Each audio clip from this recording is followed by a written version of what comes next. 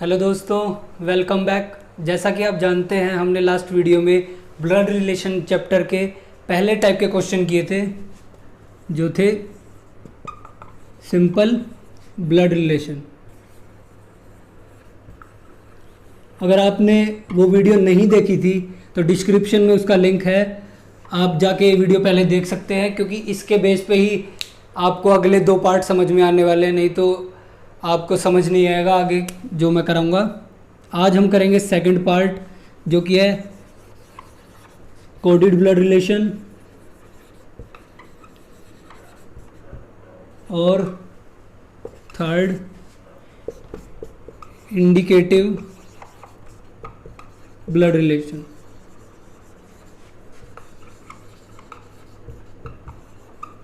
एक जो fourth type बचता है, जो कि है पजल ब्लड रिलेशन।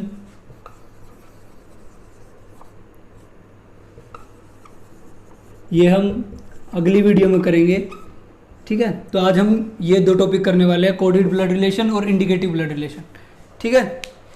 तो स्टार्ट करते हैं हम। पहले कोडेड ब्लड रिलेशन के क्वेश्चन करने से पहले मैं उनके बारे में आपको कुछ बता देता हूँ। इसमें दो चीज़ आपको ध्यान में रखनी है। एक तो जिस भी पर्सन के बारे में आपसे पूछा गया है उसका जेंडर, फर्स्ट जो पॉइंट है जेंडर, उस पर्सन का जेंडर आपको ध्यान में रखना है, ठीक है। और सेकंड, जिस रिलेशन के बारे में आपसे पूछा गया है उसका जनरेशन गैप, जनरेशन गैप, ठीक है। ये चीज़ आपको क्वेश्चन के साथ में ही समझ आएगी, अभी आपको समझ नहीं आएगा, जब क्वेश्चन करेंगे तो आपको समझ में आएगा, ठीक है। अब जनरेशन गैप मैं आपको बता देता हूँ क्या चीज़ है। जैसे मैंने आपको पिछली वीडियो में 5 जनरेशन बताई थी, 1 2 3 4 5। यहाँ कौन थे? Grandfather, grandmother, maternal grandfather, maternal grandmother. Second में कौन थे? मदर, फादर, अंकल, आंट, ठीक है। यहाँ थे ब्रदर, सिस्टर, कजिन्स। यहाँ थे डॉटर, सन, नेफ्यू, नीस, और इसके बाद ग्रैंडसन और ग्रैंड डॉटर, ठीक है। ये 5 जनरेशन मैंने आपको बताई थी।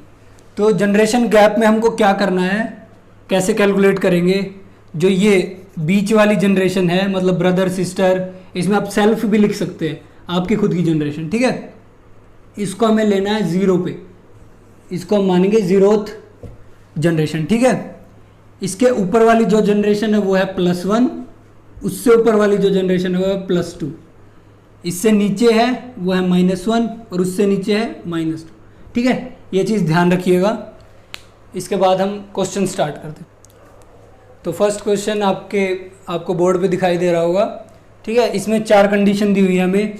P into Q means P is mother of Q, P plus Q means P is brother of Q, P minus Q means P is sister of Q, P divided by Q means P is father of Q. मतलब इनको जो relations हैं P और Q के बीच में, इनको codes के form में दिखाया गया है, ठीक है। अब क्वेश्चन क्या पूछा हमें? विच of the following define R is grandson of K। इन सब में से कौन सी इक्वेशन डिफाइन करती है कि R ग्रैंडसन है K का, ठीक है। तो हम इनको सोल्व वैसे भी कर सकते हैं जैसे मैंने पहले बताया था, रिलेशन चार्ट बना के, ठीक है। पर एक एक का रिलेशन चार्ट बना के चेक करना बहुत ज़्यादा टाइम लेगा, ठीक है। तो अब हम क्या करेंगे? मैंने पहला पॉइंट बताया था जेंडर चेक करना। अब हमें दिया गया है R इज ग्रैंडसन, मतलब R एक मेल होगा, ठीक है। इस चीज़ को बेस मान के हम इन ऑप्शंस को चेक करेंगे, ठीक है। अब फर्स्ट ऑप्शन में क्या है? R इंटू टी, R का हम जेंडर चेक करेंगे। यहाँ क्या R मेल है एक, R इंटू टी, इंटू कहाँ है? मल्टीप्लाई का साइन यहाँ पे है। P into Q means P is mother of Q, P is mother of Q, तो यहाँ क्या हो जाएगा? R इंटू टी का मतलब R is mother of Q. तो R अगर मदर है तो ये क्या हो जाएगी? फीमेल। फीमेल है मतलब ये ग्रैंडसन नहीं हो सकती, ठीक है। तो ये ऑप्शन तो नहीं होगा, सेकंड में चेक करते हैं, फिर से R इंटू टी हमारे पास यहाँ पे, तो R फिर से फीमेल हो जाएगी, तो ये ऑप्शन भी नहीं हो सकता। अब इसके बाद R इंटू टी दोबारा है, ठीक है, तो R जो है ये फिर से फीमेल होगी, मतलब ये ऑप्शन भी नहीं हो सकता हमारा। तो अब इनमें से कौन सा ऑप्शन होगा? None of these. Can not be determined हम तब बोलते अगर हमें जेंडर का पता ना होता और हम निकाल लेते कि वो कोई ग्रैंड चाइल्ड है और हम पता ना कर सके, ऐसा कुछ होता। पर नन ऑफ दीज इसका भी करेक्ट आंसर है, क्योंकि हमें पक्का पता है कि ये तीनों फीमेल है, तो ग्रैंडसन नहीं हो सकते ये, तो नन ऑफ दीज इसका सही आंसर होगा। ठीक है, अब अगला क्वेश्चन देखेंगे हम। तो अब नेक्स्ट क्वेश्चन देखते हैं हम कोडेड ब्लड रिलेशन का। इसमें भी 4 कोड दिए हुए हैं पिछले क्वेश्चन की तरह। P into Q means P is brother of Q, P minus Q means P is mother of Q, P plus Q means P is father of Q, P divided by Q means P is sister of Q. ठीक है, ये 4 equation दिए हमें। अब इसके बाद हमसे पूछा है which of the following means M is niece of N। M is niece मतलब भतीजी, भतीजी दिया है, मतलब M क्या होगी? फीमेल होगी। ठीक है, ये सबसे पहले जेंडर नोट करना है आपको जब भी क्वेश्चन देखे कोडेड ब्लड रिलेशन का। ठीक है, अब हम ऑप्शन में चेक करेंगे M के जेंडर को। यहाँ क्या है? M के बाद लगा है मल्टीप्लाई का साइन। ठीक है, तो कोड में जाकर देखेंगे मल्टीप्लाई साइन का है। P इंटू क्या का मतलब है P इज ब्रदर ऑफ क्या, तो यहाँ क्या हो जाएगा? M is brother of R। M is brother मतलब ये क्या है? मेल, तो ये ऑप्शन हमारा नहीं हो सकता क्योंकि M को फीमेल होना पड़ेगा। ठीक है, अगले क्वेश्चन में अगले ऑप्शन में देखते हैं M के साथ क्या लगा है? डिवाइड का निशान। तो डिवाइड का है ये रहा, तो डिवाइड का मतलब क्या है? P is sister of Q, तो यहाँ क्या हो जाएगा? M is sister of D, मतलब ये सिस्टर है, मतलब फीमेल है, तो ये हो सकता है। ठीक है, अभी चेक करेंगे हम आगे, ये हो सकता है, बाकी ऑप्शन भी चेक करेंगे, कंफर्म नहीं अभी है। तो आगे देखते हैं N divided by J plus M, plus यहाँ मतलब इसके बाद कोई साइन नहीं है, M के बाद कोई साइन नहीं है, इससे पहले प्लस साइन है। ठीक है, प्लस साइन का क्या मतलब है? P plus Q is equal to P is father of Q। ठीक है, तो यहाँ क्या होगा? J is father of M। J का जेंडर पता है हमें, पर M का पता नहीं कर सकते हम यहाँ से। तो M का अगर जेंडर पता नहीं है हमें, तो भी हम इस ऑप्शन को कंसिडरेशन में नहीं लेंगे, क्योंकि हमें कंफर्म होना पड़ेगा कि वो नीस है, ऐसा नहीं कि वो मेल हो फीमेल हो चल जाएगा। इसका जब तक जेंडर फीमेल नहीं होगा, कंफर्म नहीं होगा, तब तक उस ऑप्शन को हम नहीं मान सकते। ठीक है, तो ये ऑप्शन भी हम कंसिडरेशन में नहीं ले सकते। इस ऑप्शन को कब कंसिडरेशन में ले सकते थे? अगर लिखा होता N is uncle of M, तब हम सोच सकते थे, क्योंकि चाहे ये नेफ्यू हो या नीस हो, मतलब भतीजा हो या भतीजी हो, दोनों का अंकल वो हो सकता था, पर यहाँ हम इसको कंसिडर नहीं करेंगे ऑप्शन को। अगले ऑप्शन में भी सेम, इसके बाद कोई साइन नहीं है, मतलब इसका जेंडर हमें नहीं पता, तो इस ऑप्शन को भी हम कंसिडर नहीं करेंगे। तो अब डायरेक्ट इसको करेक्ट नहीं करना, क्योंकि हमारे पास एक और ऑप्शन है नन ऑफ दीज। अगर हमारे पास नन ऑफ दीज नहीं होता तो इसको पक्का हम करेक्ट कर सकते थे। तो अभी हम क्या करेंगे? पहले चेक करेंगे कि ये करेक्ट है या नहीं है पूरी तरह से। तो देखते इसको चेक कैसे करना है। मैंने एक आपको जनरेशन वाला फंडा बताया था, चलिए उसको बाद में देखेंगे। पहले हम चेक करते हैं रिलेशन चार्ट बना के। ठीक है, N divide by J plus M divide by D। एक और चीज़ नोट करनी है, जिन 2 कैरेक्टर के बारे में हमसे पूछा है M is niece of N, हमको उनके बीच का पार्ट ही कंसिडर करना है। सिर्फ N divide by J plus M, सिर्फ इसको कंसिडर करना है। सॉरी, इस पार्ट में नहीं, इसमें N divided by J plus M, सिर्फ इतने को कंसिडर करना है, बाकी पीछे का पार्ट हम छोड़ देंगे, क्योंकि रिलेशन इन दोनों के बीच में निकालना हमें। ठीक है, N divided by J plus M, यहाँ से स्टार्ट करेंगे हम relation chart banana. N divided by J क्या है?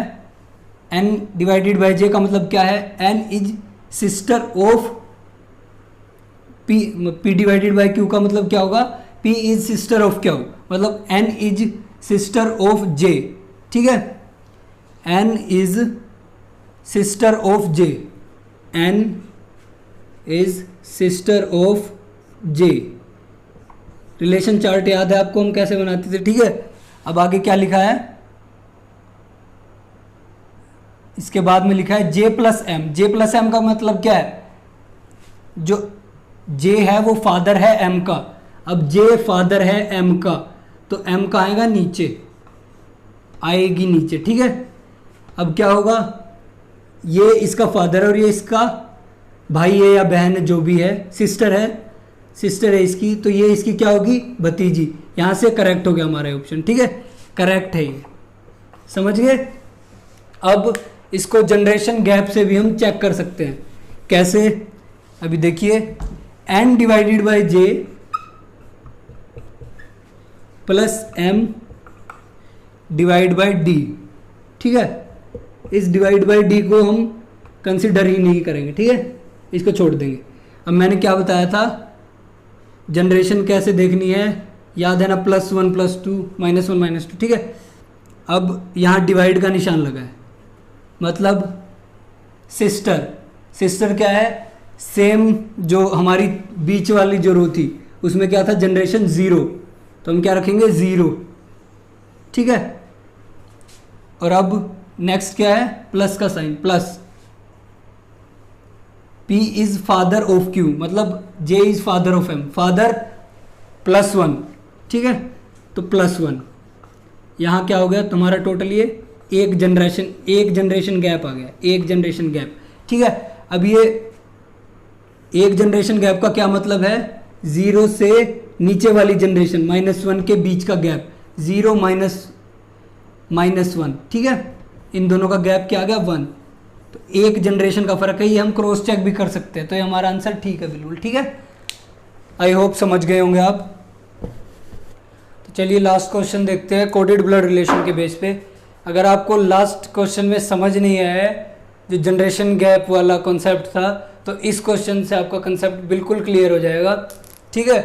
वैसे आप देख सकते हैं इसमें भी 4 स्टेटमेंट दिए, वैसे हमें A इंटू बी का अर्थ है A B का पिता है, A प्लस बी का अर्थ है A B की पुत्री है, A divided by P B का अर्थ है A B की माता है, A माइनस बी का अर्थ है A B का भाई है, ठीक है।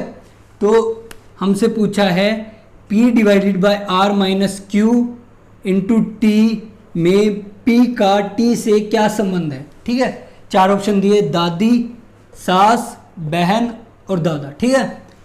तो अब आप देख सकते हैं इस क्वेश्चन को हम आराम से रिलेशन चार्ट बना के भी कर सकते हैं, ठीक है, आराम से सॉल्व हो जाएगा। पर अगर हम इस मेथड से करेंगे तो हमें चार्ट बनाने की ज़रूरत ही नहीं पड़ेगी। देखिए कैसे, सबसे पहले वही जेंडर चेक करना है। अब क्या है, P का T से संबंध बताना है, मतलब हम P का अगर जेंडर देख ले तो हमें पता चल जाएगा, हमारे पास कुछ ऑप्शन एलिमिनेट हो सकते हैं, ठीक है। तो P का जेंडर देखना, P divided by R, P divided by R, ठीक है।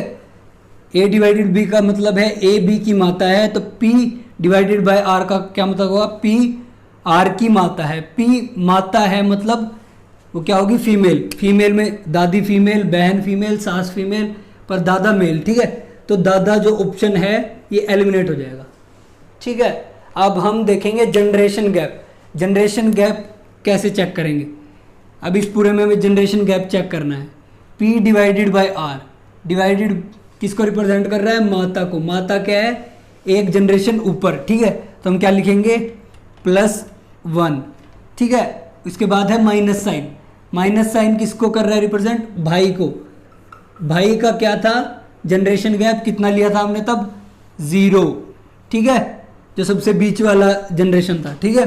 इसके बाद Q इंटू T, इंटू का क्या मतलब है इधर, पिता, पिता को रिप्रेजेंट कर रहा है, ठीक है। तो पिता कितना होगा, जनरेशन 1 +1, ठीक है। तो टोटल जनरेशन गैप कितना हो गया, +2, ठीक है। 2 जनरेशन गैप आ गया। 2 जनरेशन गैप किस में था, ग्रैंडफादर, ग्रैंडमदर, मैटरनल ग्रैंडफादर और मैटरनल ग्रैंडमदर में, ठीक है। तो इन ऑप्शन में देखेंगे मतलब क्या आ सकता है, दादा दादी नाना नानी, इन ऑप्शन में से कुछ होगा। तो हमें दिखाई दे रहा है इनमें दादी जो है ऑप्शन करेक्ट हो जाएगा। ठीक है, आई होप अब आपका ये पूरा कंसेप्ट क्लियर हो चुका होगा इन 3 सवालों से। इसमें बहन में कितना जनरेशन गैप होता है, 0, और सास में कितना जनरेशन गैप होगा, 1 का। ठीक है, मदर इन लॉ 1 का जनरेशन गैप होता है। 2 का जनरेशन गैप किस में था, दादी और दादा में सिर्फ। ठीक है, पर दादा पहले ही एलिमिनेट हो गए थे क्योंकि इसमें जनरेशन इनकी जो पहले जेंडर चेक किया था तो ये मेल थे और हमें सिर्फ फीमेल कंसिडर करना था। तो दोस्तों आपको कोडेड ब्लड रिलेशन के क्वेश्चन देख के क्लियर हो चुका होगा टॉपिक। अब जो सेकंड टॉपिक हम आज करने वाले थे वो है इंडिकेटिव ब्लड रिलेशन। ठीक है, इसमें क्या होता है, कोई पर्सन किसी तस्वीर या फिर किसी पर्सन की तरफ इशारा करके उसके बारे में डिस्क्राइब करता है कि उसका उसके साथ क्या रिलेशन है। ठीक है, तो क्वेश्चन देखेंगे हम। आपकी स्क्रीन पे आपको पहला क्वेश्चन दिख रहा होगा। चलो उससे पहले मैं आपको कुछ बात बता देता हूँ जो ज़रूरी है इस क्वेश्चन को करने से पहले। पहला, आपको याद होगा हम सिंपल ब्लड रिलेशन के क्वेश्चन में एक प्लस और माइनस साइन लगाते थे। किस लिए लगाते थे, प्लस लगाते थे मेल के लिए और माइनस लगाते थे फीमेल के लिए। ठीक है, अब हमें क्या करना है इन क्वेश्चंस में, प्लस की जगह क्या करना है, बॉक्स से रिप्रेजेंट करना है और माइनस की जगह सर्कल से रिप्रेजेंट करना है। ऐसा क्यों करना है, क्योंकि इस टाइप के क्वेश्चंस में मैक्सिमम टाइम आपको कैरेक्टर्स के नाम या फिर कोई भी लेटर से रिप्रेजेंट नहीं करेगा, आपको सिर्फ बताया जाएगा रिलेशंस के बारे में। ठीक है, तो उन नाम को ना लिख के हम इस बॉक्स से रिप्रेजेंट करेंगे रिलेशन चार्ट में। ठीक है, जैसे जैसे क्वेश्चन करेंगे आपको समझ आ जाएगा। और सेकंड जो चीज़ ध्यान रखनी है इंडिकेटिव ब्लड रिलेशन के क्वेश्चन में, जिस भी करेक्टर के साथ मतलब या फिर जो भी करेक्टर डिस्क्राइब कर रहा है क्वेश्चन में, उससे हम स्टार्ट करेंगे क्वेश्चन को। ठीक है, जो भी करेक्टर डिस्क्राइब कर रहा है, चाहे वो मेल है फीमेल है, जो भी डिस्क्राइब कर रहा है उस करेक्टर से हम स्टार्ट करेंगे रिलेशन चार्ट बनाना। ठीक है, इसके बाद जहां भी आपको माई या मेरा लिखा दिखे उससे आपको इसे रिलेट करना शुरू करना है। ठीक है, जहां भी लगा दिखेगा। अभी क्वेश्चन करेंगे तो ये चीज़ें क्लियर हो जाएगी आपको। चलिए स्टार्ट करते हैं क्वेश्चन। फर्स्ट क्वेश्चन है, आपकी स्क्रीन पे दिखाई दे रहा होगा आपको। तस्वीर की ओर देखकर अद्वैता ने कहा, अनिरुद्ध मेरी दादी की बेटी की भतीजी के पिता हैं। मेरे दादा को केवल 2 ही संतान थी। अनिरुद्ध का अद्वैता से क्या रिश्ता है। ठीक है, तो इस क्वेश्चन में देखिए, जैसा कि मैंने बताया था, जो कैरेक्टर डिस्क्राइब कर रहा है उससे हम रिलेशन चार्ट बनाना शुरू करेंगे। जैसे तो लिखा क्या है, तस्वीर की ओर देखकर अद्वैता ने कहा, तो अद्वैता फीमेल है, एक नाम से पता लग रहा है, तो इसको सर्कल में करेंगे हम। ठीक है, अद्वैता से स्टार्ट करेंगे क्योंकि ये डिस्क्राइब कर रही है। अब आगे पढ़ेंगे, अद्वैता मेरी दादी, मेरी के बाद क्या है, दादी, तो दादी से स्टार्ट करेंगे। अब दादी कैसे रिप्रेजेंट करेंगे, दादी कौन होती है, पिता की माता, तो पहले पिता बॉक्स से रिप्रेजेंट करेंगे मेल कैरेक्टर को। ठीक है, और उसके बाद दादी, सर्कल से रिप्रेजेंट करेंगे दादी को। ठीक है, ये याद होगा आपको। रिलेशन चार्ट बनाते हैं, जो जनरेशन ऊपर उसको ऊपर लिखते जाते हैं। ठीक है, अब आगे पढ़ते हैं। मेरी दादी, दादी रिप्रेजेंट कर दिया हमने, की बेटी, दादी की बेटी, दादी की बेटी है कोई, बेटी है तो सर्कल से रिप्रेजेंट करेंगे। ठीक है, बेटी की भतीजी, भतीजी, अब भतीजी कौन होगी, इसके भाई की पुत्री। अब वो अद्वैता भी हो सकती है क्योंकि ये दोनों बहन भाई है। ठीक है, यहाँ से हमें पता लग गया ये दोनों एक ही माता के पुत्र पुत्री हैं, तो ये दोनों भाई बहन होंगे। तो ये अद्वैता भी हो सकती है या फिर शायद इनका और कोई भाई बहन हो तो उनकी पुत्री हो। ठीक है, तो हम यहाँ सर्कल कर देंगे इसको। भतीजी के पिता हैं। अब पता नहीं वो अनिरुद्ध कोई तीसरा करैक्टर है या फिर यही है। आगे बढ़ते हैं, क्वेश्चन में कुछ ना कुछ दिया होगा। मेरे दादा को केवल 2 ही संतान थी। ठीक है, अब क्वेश्चन में क्या दिया है, मेरे दादा को 2 ही संतान थी, मतलब ये 2 जो है यही 2 संतान हैं अद्वैता की दादी की। ठीक है, तो ये जो होगा क्या लिखा था, भतीजी के पिता हैं, इसकी जो भतीजी है उसके पिता, तो मतलब ये जो है ये होगा अनिरुद्ध। ठीक है, समझ गए, ये अनिरुद्ध होगा। तो आगे क्या पूछा है, अनिरुद्ध का अद्वैता से क्या रिश्ता है।